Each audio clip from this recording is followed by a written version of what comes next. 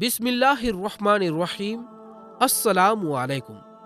प्यारे दोस्तों, क्या आपने कभी सोचा है कि वो काफिले जो सैकड़ों ऊँटों, कीमती सामान और दर्जनों मुसाफिरों के साथ अरब के रेगिस्तान के लंबे सफर पर निकले, वो आखिर गए कहाँ? इतिहास में ऐसे बहुत से व्यापारी काफिलों का जिक्र मिलता है जो सदियों पहले रवाना हुए लेकिन कभी अपनी मंजिल तक नहीं पहुंच सके। ना कोई निशान मिला, ना कोई सुराग, बस एक सुनसान रेगिस्तान और वो रहस्यमयी कहानियां जो हर दौर में किसी न किसी अंदाज में सुनने को मिलती है। कुछ लोग कहते हैं कि ये काफिले अचानक उठने वाले रेत के तूफानों में दब गए। कुछ का मानना है कि ये लोग किसी छुपे हुए रास्ते या जमीन के नीचे जाने वाले रास्तों में खो गए। कुछ रिवायतों में ऐसे अजीब और अनजाने मखलूक का जिक्र है जो रात के अंधेरे में इन काफिलों पर हमला कर देते थे, जबकि कुछ लोग ये भी मानते हैं कि इनके साथ ऐसा कुछ हुआ जो इंसानी सोच से बाहर की बात है। अब सवाल ये है कि क्या वाकई अरब के रेगिस्तान में कोई ऐसी ताकत मौजूद है जो काफिलों को हमेशा के लिए गायब कर देती है, या फिर ये सब सिर्फ कहानियां हैं? आज की इस वीडियो में हम आपको अरब के रेगिस्तान में गुम हो जाने वाले काफिलों की रहस्यमयी कहानियां बताएंगे और उन गुमशुदगियों के पीछे छुपे राजों को जानने की कोशिश करेंगे। बस आपने वीडियो को आखिर तक देखना है। प्यारे दोस्तों, इससे पहले कि हम उन गुमशुदा काफिलों की कहानी शुरू करें, आइए पहले जान लें कि उन व्यापारी काफिलों की अहमियत क्या थी। याद रखिए कि पुराने जमाने में रेगिस्तानी काफिले अरब की रोजी रोटी और तहजीब का अहम हिस्सा थे। इन्हीं काफिलों की वजह से पूरब और पश्चिम के दरमियान व्यापार बढ़ता रहा और अलग अलग तहजीबें एक दूसरे से जुड़ती चली गई। अरब के व्यापारी कीमती सामान लेकर दूर दूर के इलाकों का सफर करते और सामान का आदान प्रदान करते। इन्हीं व्यापारी काफिलों की वजह से अरब की दुनिया का एक बड़ा व्यापारी केंद्र बन चुकी थी। ये काफिले सालों तक अलग अलग रास्तों से सफर करते थे। प्यारे दोस्तों, आपको बताते चलें कि पुराने अरब में कई अहम तिजारती रास्ते थे। उनमें से कुछ मशहूर रास्ते थे: लोबान का रास्ता, रेशमी रास्ता और हदीका तिजारती रास्ता। लोबान का रास्ता खास तौर पर ओमान और यमन से शुरू होता था, जहां से महकदार गोंद और मसाले लेकर ये काफिले मिस्र, शाम, मेसोपोटामिया और यूरोप तक जाया करते थे। रेशमी रास्ता मशरिकी एशिया, खास तौर पर चीन और हिंदुस्तान को मगरिबी दुनिया से जोड़ने वाला सबसे अहम रास्ता था।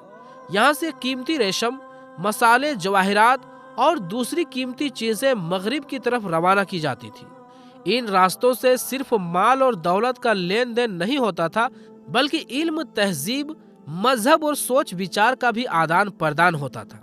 इन काफिलों में शामिल ताजिर मुख्तलिफ इलाकों से गुजरते हुए नई बातें, नए इल्म और तजुर्बे हासिल करते थे, जो बाद में अरब की तहजीब और साइंसी तरक्की में बहुत अहम रोल निभाते थे। प्यारे दोस्तों, याद रखिए, ये तमाम रास्ते ऐसे खुले और सख्त सहराओं से गुजरते थे जहां सफर करना मौत से मुकाबला करने जैसा होता था। इन काफिलों को हर कदम पर बेशुमार खतरे झेलने पड़ते थे। सबसे बड़ा खतरा होता था पानी और खाने की कमी। कई बार काफिले रास्ता भटक जाते और अगर किसी नखलिस्तान यानी ओएसिस तक ना पहुंच पाते तो रेगिस्तान की तेज गर्मी, प्यास और भूख उन्हें खत्म कर देती। फिर रेत के तूफान एक और बड़ा खतरा होते थे। ये तूफान बिना चेतावनी के अचानक उठते और अपने साथ सब कुछ दबा देते। कई रिवायतों में बताया गया है कि बहुत से काफिले ऐसे तूफानों में हमेशा के लिए दफन हो गए और उनका कोई नामो निशान तक नहीं मिला। इसके अलावा कुछ जगहों पर खतरनाक जंगली जानवर भी पाए जाते थे जो रात के अंधेरे में काफिलों पर हमला कर देते थे। लेकिन प्यारे दोस्तों, खतरे सिर्फ कुदरती नहीं होते थे, इंसानों की तरफ से भी बहुत खतरे होते थे। पुराने जमाने में कई लुटेरे गिरोह सहराओं में घूमते रहते थे जो तिजारती काफिलों पर हमला करके उनका माल लूट लेते थे। कुछ डाकुओं ने तो बाकायदा चंद रास्तों पर कब्जा कर लिया था और ताजिरों से महफूज रास्ता देने के बदले में भारी तावान वसूलते थे। इसी वजह से वक्त के साथ साथ कई काफिले ऐसे भी हुए जो सहरा में हमेशा के लिए गुम हो गए। किसी के बारे में कहा गया कि वो रास्ता भटक गए और वहीं खत्म हो गए।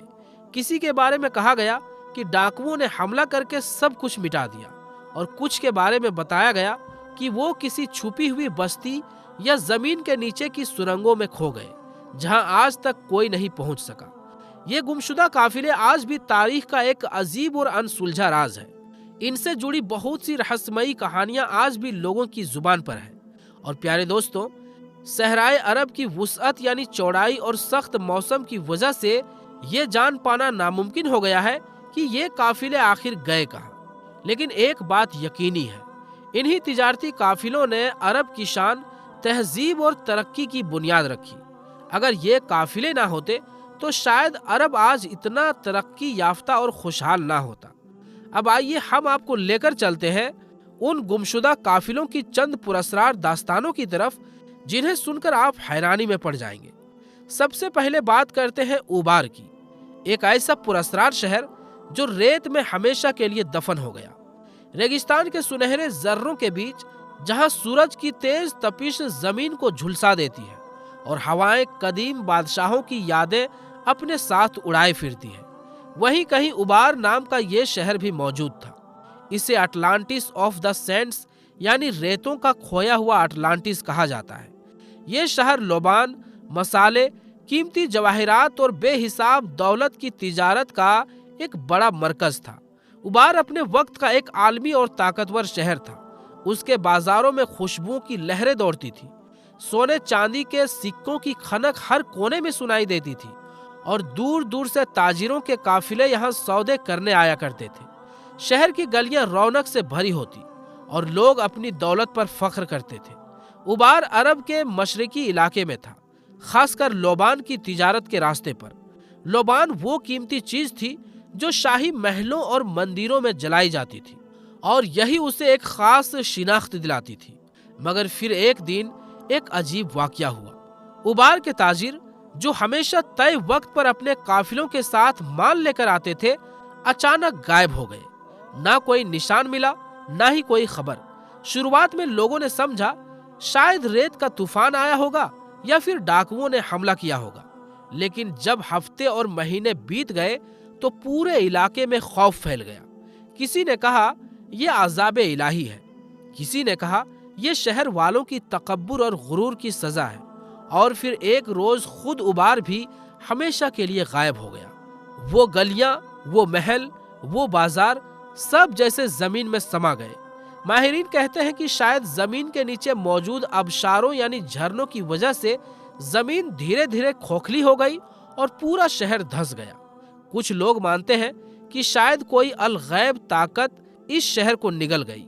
कुछ कहते हैं कि ये कोई जानी दुश्मन की साजिश थी। कई सदियों तक उबार को लोग बस एक अफसाना समझते रहे, एक ऐसा किस्सा जो सिर्फ सहराई काफिलों की महफिलों में सुना जाता था। मगर 1990 के दशक में नासा और दीगर माहिरीन ने सैटेलाइट टेक्नोलॉजी से इसकी तलाश शुरू की। ओमान के सहरा में ऐसे निशानात मिले जो कदीम काफिलों के रास्तों के थे। फिर खुदाई में कुछ पुरानी दीवारें, कुएं और बुनियादी ढांचे भी मिले, जिन्हें उबार का हिस्सा बताया गया। लेकिन उबार की असली हकीकत आज भी एक पुरस्कार राज बनी हुई है।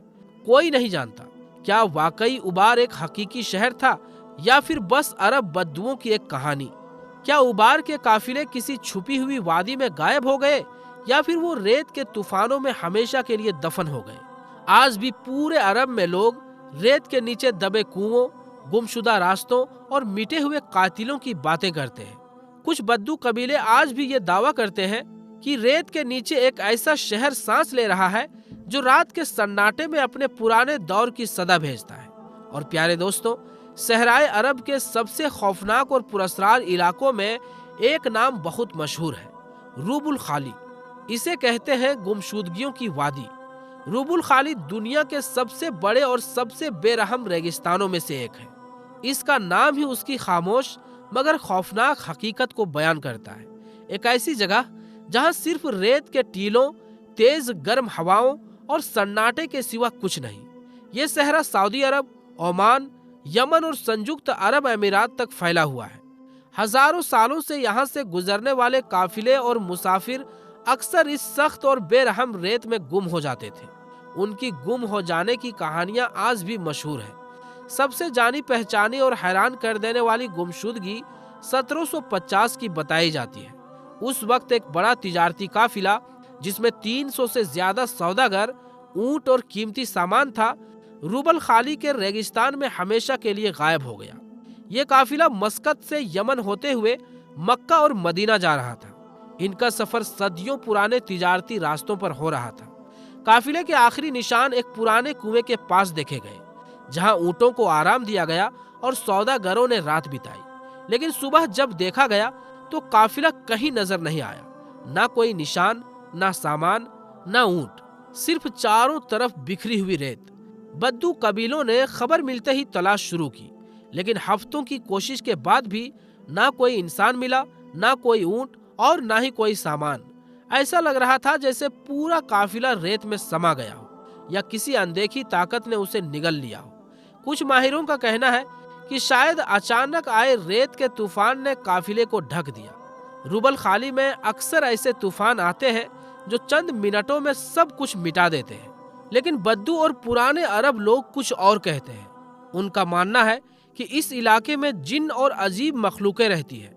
कुछ लोगों का यह भी कहना है कि काफिला किसी छुपे हुए शहर या जिन्नों की वादी में चला गया, जहां से वापस आना मुमकिन नहीं होता।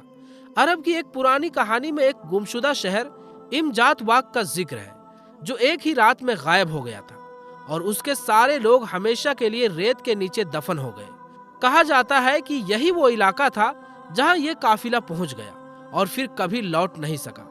19वीं और 20वीं सदी में बहुत से माहिरों ने इस जगह को खोजने की कोशिश की, लेकिन कोई पक्का सुराग नहीं मिला। 1990 में नासा के सैटेलाइट से ली गई तस्वीरों में कुछ पुराने रास्तों को शायद गुमशुदा शहरों के निशान नजर आए, लेकिन उस काफिले की हकीकत अब तक एक राज बनी हुई है। आज भी अगर कोई मुसाफिर रूबल खाली के अंदरूनी हिस्सों की तरफ जाता है तो बदू उसे आगाह करते हैं। रेत ऊपर से तो बस मिट्टी लगती है, लेकिन इसके नीचे बहुत राज छुपे हुए हैं। कई काफिले आए मगर लौट कर कोई नहीं गया। क्या वो काफिला वाकई रेत के तूफान में दब गया था या किसी और रहस्यमय जगह चला गया? इसका जवाब आज तक किसी को नहीं मिला। प्यारे दोस्तों, आपने उबार और रूबल खाली की रहस्यमय कहानियां सुनी। अब बात करते हैं रूमी काफिले और रेत के तूफान की। ये कहानी रूमी सल्तनत के एक मशहूर तिजारती काफिले की, जो शाम से यमन के लिए निकला मगर फिर कभी अपनी मंजिल तक नहीं पहुंचा। बताते हैं कि ये काफिला कीमती चीजों, जंग से जुड़ी चीजों, सोने चांदी के बर्तनों और दूसरी नायाब माल से भरा हुआ था, जिसे जूबी अरब के बाजारों में बेचने के लिए ले जाया जा रहा था। यह सफर, जिसे पहले भी बहुत से काफिले कामयाबी से तय कर चुके थे, इस बार एक अजीब गुमशुदगी में बदल गया।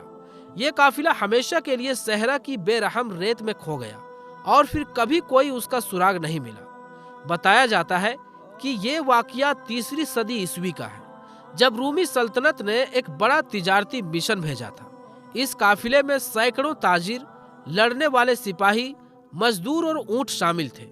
उस वक्त रूमी सल्तनत की तिजारत अपने उरूज पर थी। यमन लोबान, खूबसूरत मसालों और कीमती धातुओं का एक बड़ा मरकज था। काफिला दमिश्क से रवाना हुआ और सहराए अरब के पुराने तिजारती रास्तों पर चलता रहा। ये रास्ते रूमी हुकूमत ने साफ तौर पर निशान लगाकर बनाए हुए थे ताकि तिजारती सफर महफूज रहे। लेकिन फिर एक रोज ये काफिला किसी अनजान रास्ते में चला गया और यही वो पल था जिसने सबका मुकद्दर बदल दिया। आखिरी बार इस काफिले को उर्दन और आज के सऊदी अरब के बीच एक हरे भरे इलाके के पास देखा गया था। वहां के लोगों का कहना है कि काफिले ने कुछ देर रुककर पानी भरा और फिर अपना सफर जारी रखा। लेकिन कुछ ही दिन बाद जब एक और काफिला उसी रास्ते से गुजरा, वहां ना कोई आदमी मिला, ना ऊंट, ना ही सामान। ऐसा लग रहा था जैसे सब कुछ हवा में उड़ गया हो। इस गुमशुदगी को लेकर भी कई सोच है। कुछ माहिरीन का कहना है कि शायद ये काफिला एक बहुत बड़े रेत के तूफान की पकड़ में आ गया था। ऐसे तूफान अचानक उठते हैं जो हजारों टन रेत को एक साथ उड़ाकर पहाड़ जैसा बना देते हैं। अगर कोई काफिला उसमें फंस जाए तो जिंदा निकल पाना नामुमकिन होता है। कुछ तारीख लिखने वालों का मानना है कि काफिला रास्ता भटक गया और प्यास और भूख से जाने चली गई। रेगिस्तान में पानी की कमी सबसे बड़ा खतरा होती है और बगैर पानी के कोई भी काफिला जिंदा नहीं रह सकता। सदी दर सदी बीत जाने के बाद भी बहुत सी तहकीक करने वालों, पुराने निशानों को ढूंढने वाले माहिरीन और नई टेक्नोलॉजी वालों ने इस काफिले की तलाश की। कुछ का मानना है कि शायद ये काफिला सहराए नफूद या रुबल खाली में कहीं नीचे दफन हो चुका है। नासा के सैटेलाइट इमेज और जदीद टेक्नोलॉजी ने कुछ अजीब से ढांचे और शायद पुराने रास्ते दिखाए हैं, लेकिन कोई पक्का सुराग अब तक नहीं मिला। वहाँ के बद्दू लोग कहते हैं कि कुछ लोग इस गुमशुदा खजाने को ढूंढने निकले मगर कभी वापस नहीं लौटे। उनका कहना है कि जो भी इस खजाने को ढूंढने निकलता है वो खुद भी रेत में गुम हो जाता है। प्यारे दोस्तों, हैरत की बात यह है कि सवाल अब भी बाकी है, क्या वो काफिला वाकई रेत के तूफान में दफन हो गया था या वो किसी कदीम शहर या मावराए वादी में खो गया था जहां से वापसी नामुमकिन थी। यही मुअम्मा आज भी तारीख की गहराइयों में दफन है और सहराए अरब आज भी अपनी बेरहम रेत में बहुत से राज छुपाए बैठा है। आपके ख्याल में उस काफिले के साथ क्या हुआ होगा, कमेंट में जरूर बताइए। प्यारे दोस्तों, हम आपको गुमशुदा काफिलों की एक और रहस्यमयी कहानी सुनाएंगे, लेकिन उससे पहले बात करते हैं उन काफिलों की गुमशुदगी की मुमकिन वजहों पर। जैसा कि आपने पहले भी सुना, बड़े रेगिस्तान में गुजरते हुए कई काफिले ऐसे गायब हो गए जिनका आज तक कोई सुराग नहीं मिला। अब सवाल ये उठता है कि आखिर ऐसा क्यों होता है? क्या ये सिर्फ कुदरती आफत थी या कुछ और भी? गुमशुदगी की मुमकिन वजहें। नंबर 1 है रेत के तूफान। रेगिस्तान में तूफान आम होते हैं, लेकिन कुछ तूफान इतने तेज और खतरनाक होते हैं कि पूरा काफिला उनके नीचे दब जाता है।